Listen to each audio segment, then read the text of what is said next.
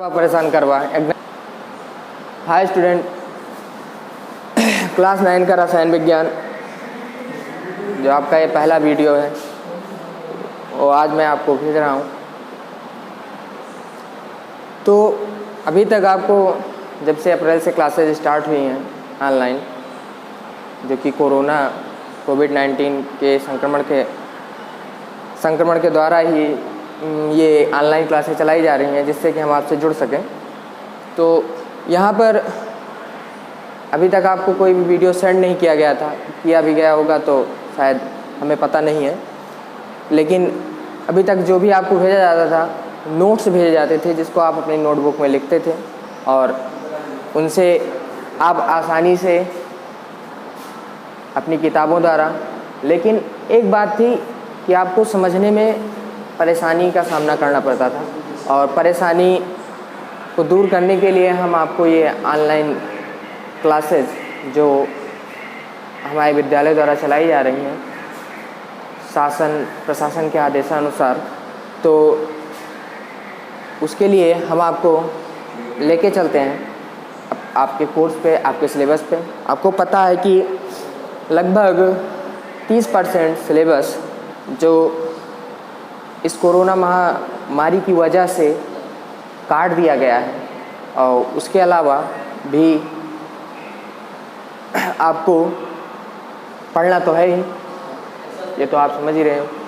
तो यहाँ पे जो आपको रसायन विज्ञान का सिलेबस है उसको अगर हम शुरुआत से डिस्कस करते हैं फर्स्ट लेसन से, तो आज मैं जस्ट आपको इंट्रो ही दूंगा, इंट्रोडक्शन, क्योंकि रसायन विज्ञान होता क्या आपके लिए नई बात है। क्योंकि अभी तक आप क्लास 8 में पढ़ते थे तो आपको केवल साइंस ही पढ़ना होता था, उसमें चैप्टर वाइज होता था, और चैप्टर जो थे वो आपको ये नहीं बताते थे कि वो केमिस्ट्री के हैं, मीन्स रसायन विज्ञान, या फिजिक्स के हैं या बायोलॉजी के हैं। तो इनसे आप जो है परिचित नहीं होते थे। लेकिन अब 9th क्लास में जब आप पहुँचे तो आपको तो अभी काफ़ी टाइम हो गया, 2-3-4 महीने हो रहे हैं आपको पढ़ते हुए, इतना तो आप जान ही गए होंगे कि वो 3 पार्ट में डिवाइड हो गया। लेकिन अभी कहाँ विज्ञान ही जाता है, एक ही बुक लगती है आपको, एक ही साथ आपको पेपर देना होगा, लेकिन 3 सब्जेक्टों में डिवाइड हो गया है, भौतिक विज्ञान, रसायन विज्ञान और जीव विज्ञान, जिसमें से ये रसायन विज्ञान पार्ट है। और रसायन विज्ञान की जो शुरुआत होती है वो एक शब्द से होती है जिसको हम द्रव्य कहते हैं। द्रव्य, ये द्रव्य जो होता है ये क्या होता है? ऐसी कोई भी वस्तु, ऐसी कोई भी चीज़ जिसमें भार हो, भार और प्लस वो क्या करती हो, स्थान घेरती हो, स्थान घेरती हो, तो वो क्या होती है, वो द्रव्य होती है।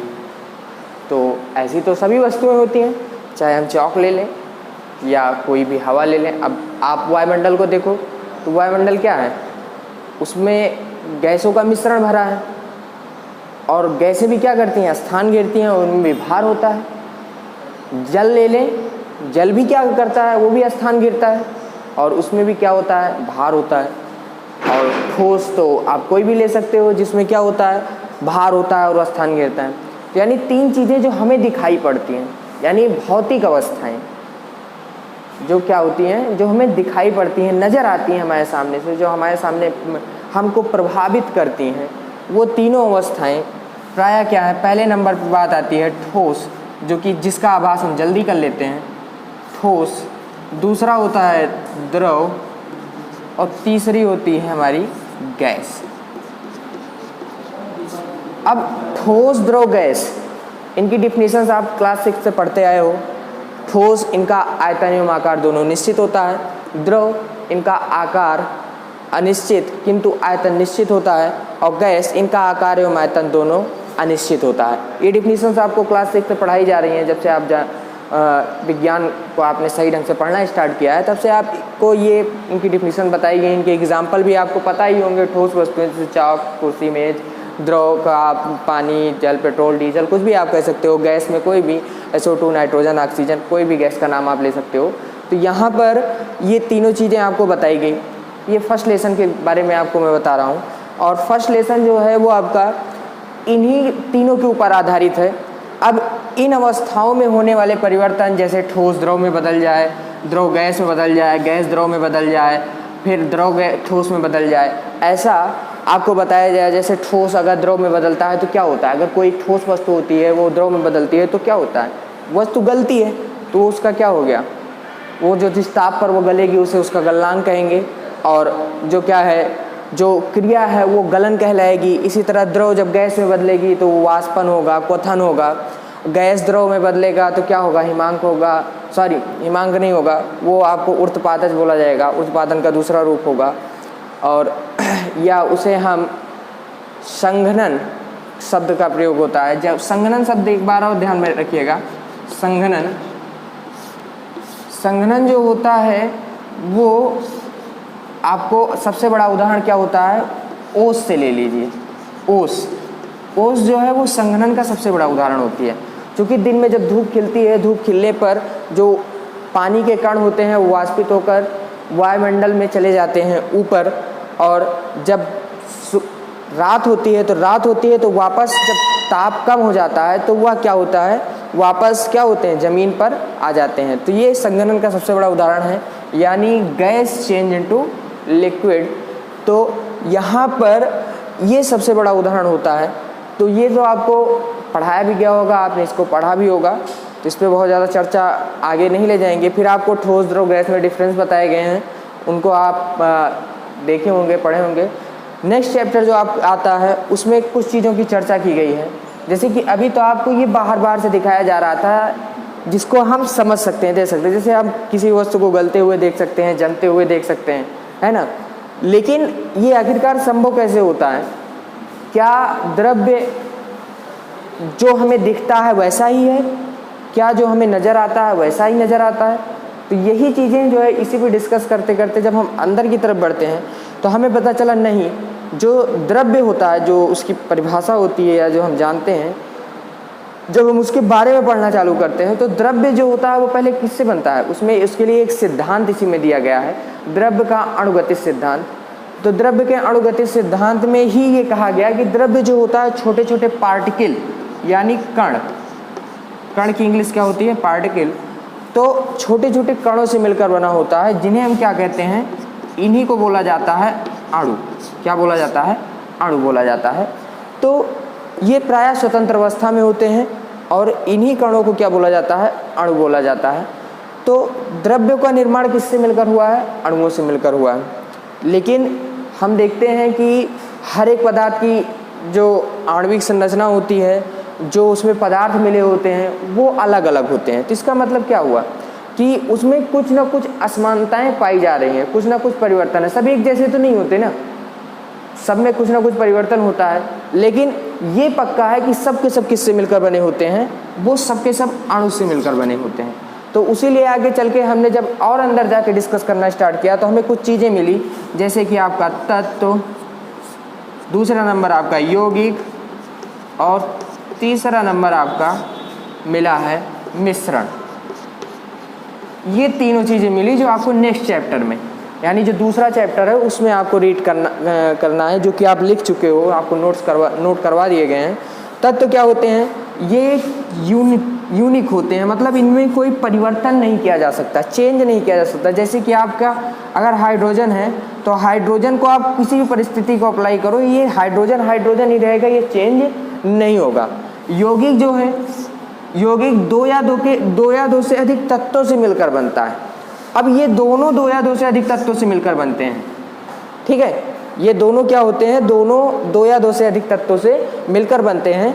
तो यहाँ पर इन दोनों में परिवर्तन क्या है, अब तत्व का मैटर थोड़ा अलग है। ये सिंगल होता है, ये एकदम अलग होता है, यूनिक होता है, इसमें कोई चेंजेस नहीं किए जा सकते। लेकिन इन दोनों में भी कोई चेंजेस नहीं किए जा सकते।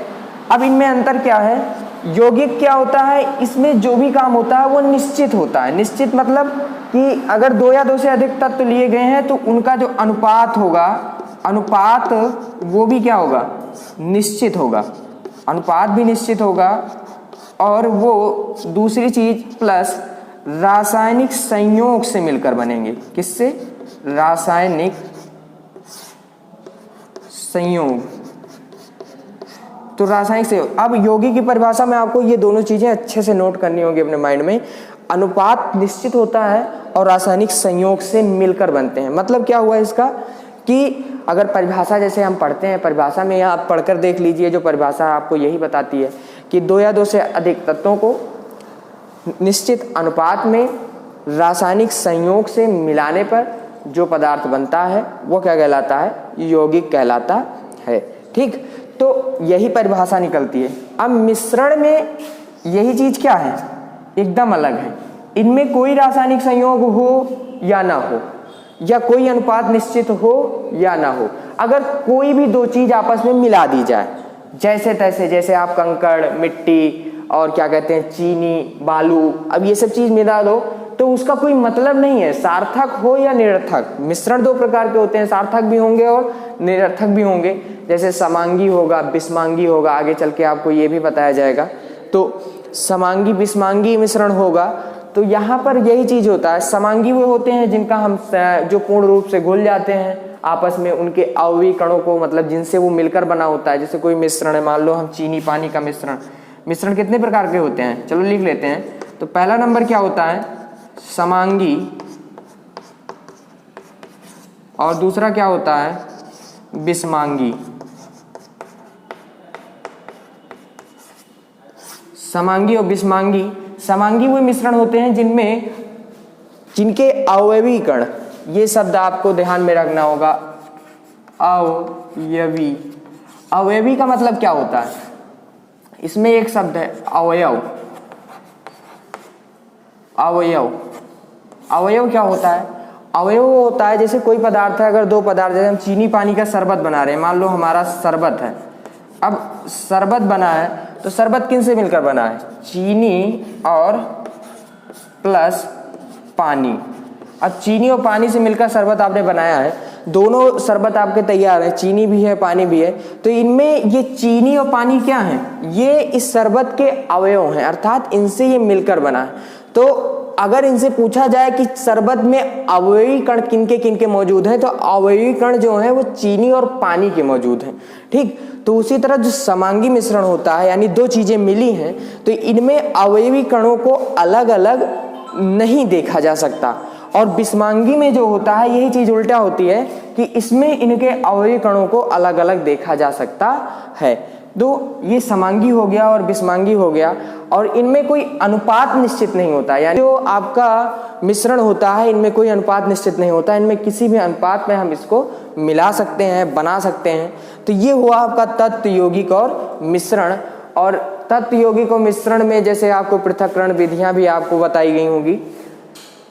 तो यहाँ से आपका जो है सामान्य रूप से फर्स्ट लेसन और सेकंड लेसन का जो एक तरह से शार्ट में आपको बताया गया, पढ़ाया गया, तो इसको आप अच्छे से एक बार देखकर जो आसानी से किताब पढ़िए।